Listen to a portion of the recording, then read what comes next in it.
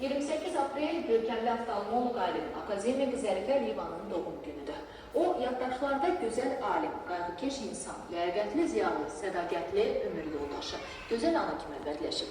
1923-cü ilin bir bahar günündə dünyaya gələn, ürəyində və əməllərində işıqlı amalları, nəcib duyğuları yaşadan, ləyaqətli bir ömür yaşayan Zərifə xanımın parlaq xatirəsi qədirbilən xalqımızın qəlbində əbədi yaşayacaq. Əgər mən peşəkar ədəbiyyatçı kimi Zərifə xanım Əliyeva haqqında əsər yazısı olsaydım, heç şübhəsiz ki, onu əvəz olunmaz insan haqqında povest adlandırırdım. Bu fikrin müəllifi professor Şeyluradır. Onu yaxından tanıyanların hamısı bu zərif və nəzakətli, alicənab və ziyalı Azəri xanımın hər şeydən əvvəl məhz sadə insan, olduqca səmimi, ölçülü biçili hərəkət və davranış yiyəsi, böyük mədəniyyət sahibi kimi seçilirdirlər. Sadəliyi, xeyirxahlığı sevirdir hər kəsin. Kimsənin dərdinə, kədərinə biganə qalmazdı. Daha düşənə, daya olardı, yıxılma sürkək. Hamı onu belə tanıyırdı, belə sevirdi. Və onu bir nəfər də sevirdi. Amma fərqli məhəbbətli. Öz sevgisi uğrunda sınaqlardan çıxdığını da sübuta getirmişdi. Bu, az sonra dünyanın siyasət aləmində imzası ilə seçiləcək böyük Azərbaycanlının məhəbbətidir. Bu, xalqının milli liderdə çevriləcək Heydər Əliyevin sevgisiydi. Bu müqəddəs duyğu onları ruh kimi birləşdirəcəkdi. Bu sevda iki ürəkdə biri olacaqdı. Və bu məhəbbət ölüncəkdi. Zərifə xanım son nəfəsinə dək onu başının tacı kimi qoruyacaqdı. O isə Zərifəsindən sonra nə az nə çox, düz 18 il ömrünün ən böyük məhəbbətini istəyini yaşayacaqdı. Hər birimiz şahidik. Heydər Əliyev kimi möhkəm iradəli insan, qüdrətli bir şəxsiyyət yalnız onun, sonsuz məhəbbətlə sevdiyi bir qadının xatirələri qarşısında kövrəlirdi. Akademik Zərifə Əziz qızı Əliyeva 20-ci əsrin payına düşən görkəmli Azərbaycan qadınlarından və alimlərindən biri idi.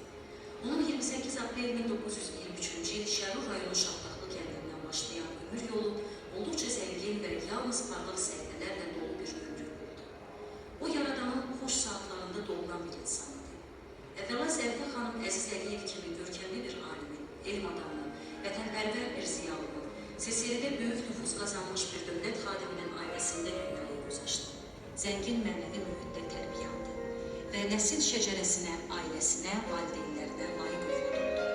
Dünya siyasətində ən uca zirvələrdən birində dayanan Heydər Əliyev kimi bir dahilin həyat yoldaşı olması, əsl məhəbbət, sevgi adlı imtihanda da sınanaraq qəlbən, ruhən bağlı olduğu ömürgü yoldaşına, ulu öndərə bu uca zirvəyə çatmaqda yorulmaz silahdaşa, mənəvi dayağa çevrilməsi Zərifə xanımın ikinci xoşbəxtliyi idi.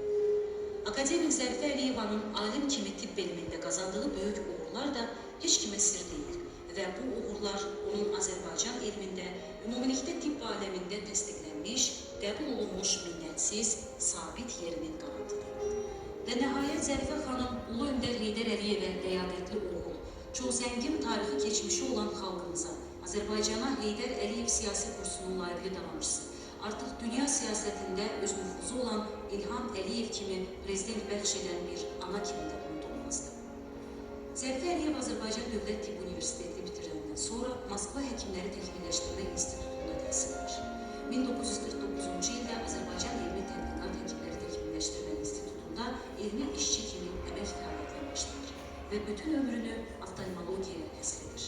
1983-cü ildə Azərbaycan Respublikası Elmlər Akademiyasının akademik olur.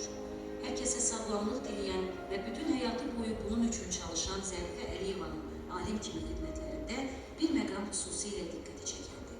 O, malariya və traxomaya qarşı fədakarlıqla mübarizə aparan atası Əziz Əliyevin estafetini uğurla davam etdirir. Elmdə əsl vətəndaşlıq mövqeyi göstərərək bu sahəyə çox böyük əmək sərf edir. Görkəmli alimin elmi irsi bugün də aktualdır. Zərifə Əliyeva gözün zədələnməsinin öyrənilməsi və profilaktikası sahəsindəki bir sıra orijinal işlərinə görə SSRİ Tibb Elmləri Akademiyasının akademiki Adil Baxardan mükafata layiq görülür. Və o keçmiş SSRİ-də bu mükafata alan ilk qadın idi. Akademik Zərifə Əliyeva ictimai xadim kimi də səmərəli fəaliyyət göstərir. O keçmiş SSRİ Sülhü Müdafiə Komitəsinin üzvü, Azərbaycanın Sülhü Müdafiə Komitəsi sədrinin müavini, Ümumİttifaq Bilik Cəmiyyəti İdarə Heyətinin, Ümumİttifaq Oftalmologlar Elmi Cəmiyyəti Riyasət Heyətinin üzvü olub, əməkdar elm xadimi kimi şərəfli adı da ləyaqətlə daşıyır. Amma uğurları nə qədər çox olsa da, ömür payı o qədər qısa oldu. Elə bir bahar günündə 15 aprel 1985-ci ildə dünyasını dəyişdi. Ömrü 62 il oldu. Bu sonsuz zaman qarşısında çox qısa rəqəmdir. Heç bir insan ömrü üçün də arzulanan pay deyil. Amma 62 ildə elə böyük işlər gördü ki, bu rəqəmi özünə də böyütdü, seçildi və sevildi. Bugün Fəxri Xiyabanda iki qonşu məzardan birində dünyanın ən nüfuzlu siyasi xadimlərindən biri, Azərbaycana, bütöv türk dünyasına ucalıq gətirən Heydər Əliyev, digərində isə bütün ömrü boyu öz həyat yoldaşına mənəvi dayaq olmuş nəsil insan, gözəl alim və müqəddəs ana Zərifə xanım Əliyeva uyuyur. Məzarları üstündə qalaqlanan gül-çiçək çələngləri elə hər gün təzələnir. Hər gün onları ziyarətə gələn insanlar isə bu məzarların önündən sükutla keçir və onların ruhuna səssizcə dua edirlər. Tanrı eşitsin.